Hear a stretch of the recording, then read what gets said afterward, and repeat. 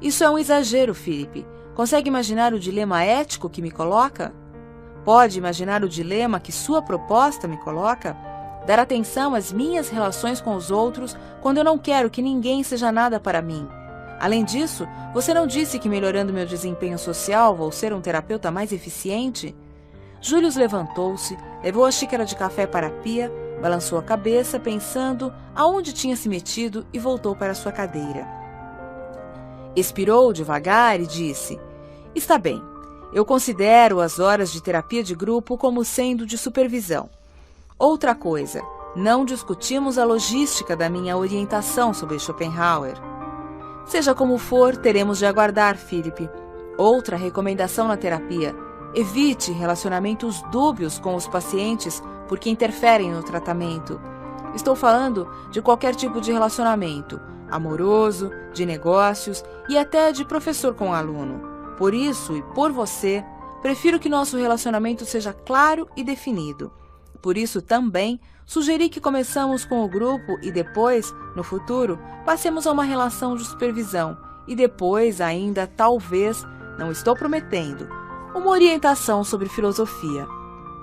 Embora no momento eu não tenha muita vontade de estudar Schopenhauer. Mesmo assim, podemos estabelecer uma quantia para sua orientação filosófica. Isso é uma possibilidade bem remota, Philip. Mesmo assim, gostaria de estabelecer uma quantia. Você continua a me surpreender, Philip. As merdas que preocupam você e as que não preocupam. Mesmo assim, quanto cobrar? Costumo cobrar pela supervisão o mesmo que pela análise individual, com desconto para estudantes que estão começando. Certo, disse Philip, concordando com a cabeça. Espera aí, Philip. Quero ter certeza de que você ouviu eu falar que essa orientação sobre Schopenhauer não é muito importante para mim. Quando falamos nisso pela primeira vez, eu apenas demonstrei certo interesse em saber como o filósofo tinha lhe ajudado tanto. Você foi em frente e achou que tínhamos combinado uma coisa.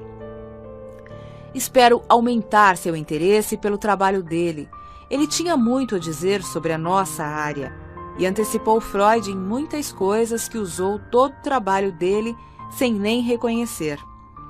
Vou ficar atento, mas repito, grande parte do que você falou não aumenta meu interesse em conhecer melhor o trabalho dele. Inclusive o que eu disse na palestra sobre a visão dele da morte. Principalmente, pensar que um dia me juntarei a uma vaga e etérea força universal não me dá qualquer consolo. Se a consciência não permanece, que consolo há? Da mesma forma, pouco consola saber que as moléculas do meu corpo se dispersarão no espaço e que meu DNA acabará fazendo parte de alguma outra forma de vida.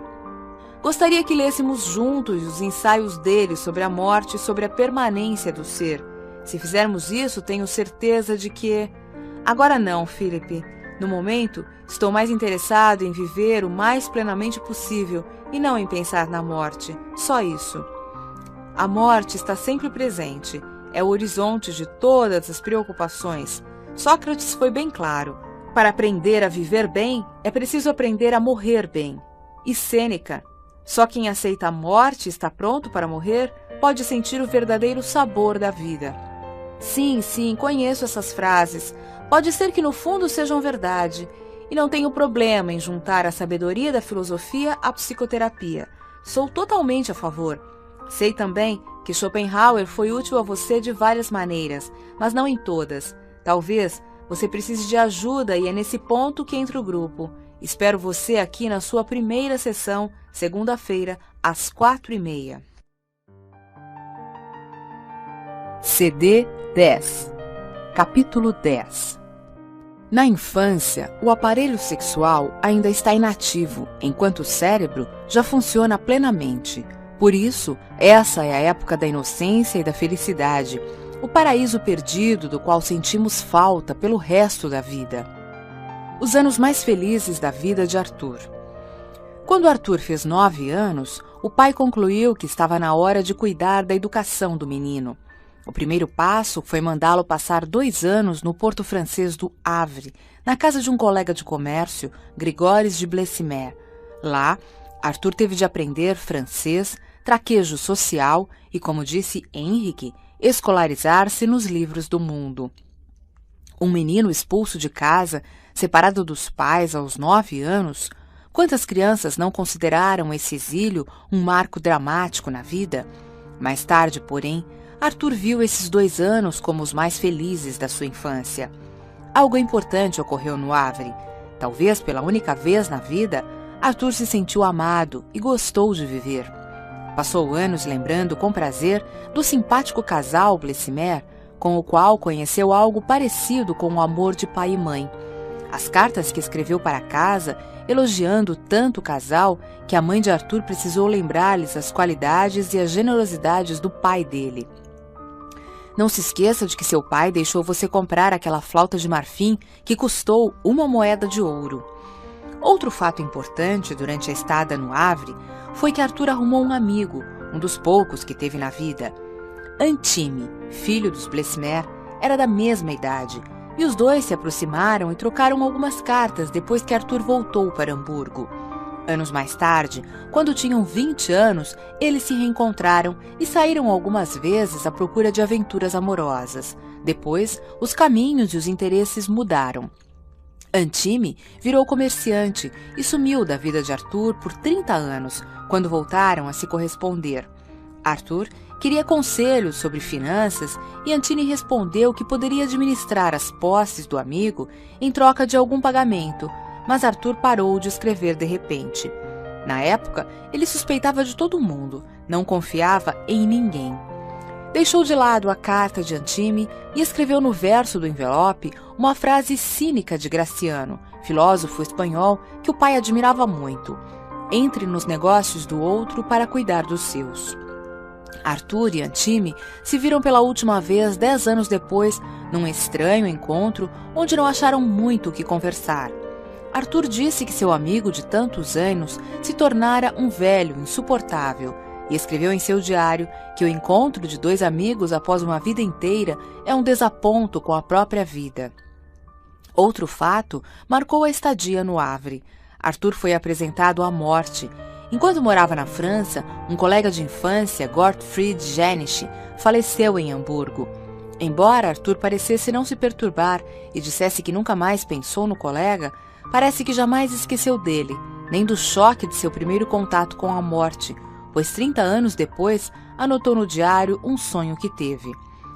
Eu estava num país desconhecido. Havia um grupo de homens num campo e um deles, alto e esguio, não sei por que se apresentou como sendo Gottfried Jenisch e me deu as boas-vindas. Arthur não teve muita dificuldade em interpretar o sonho. Na época estava morando em Berlim, onde havia uma epidemia de cólera. A imagem onírica de se juntar a Gottfried só podia significar um aviso de morte próxima.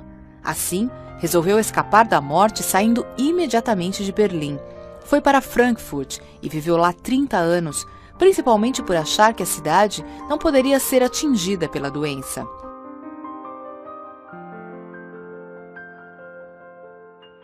CD 11. Capítulo 11.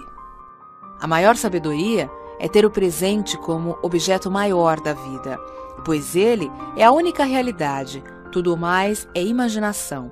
Mas poderíamos também considerar isso nossa maior maluquice, pois aquilo que existe só por um instante e some como sonho não merece um esforço sério. Primeira sessão de Philip no grupo. Philip chegou 15 minutos adiantado na primeira sessão de terapia de grupo, usando as mesmas roupas dos 2 encontros com Július, a amassada e desbotada camisa xadrez, as calças caque e a jaqueta de veludo. Impressionado com a indiferença de Philip por roupas, móveis de escritório e plateias de estudantes, ou aparentemente por qualquer pessoa com quem se relacionasse, Július mais uma vez colocou em dúvida sua ideia de convidá-lo para participar do grupo. Será que foi uma avaliação profissional correta, ou era a velha ousadia descarada mostrando a cara tonha outra vez?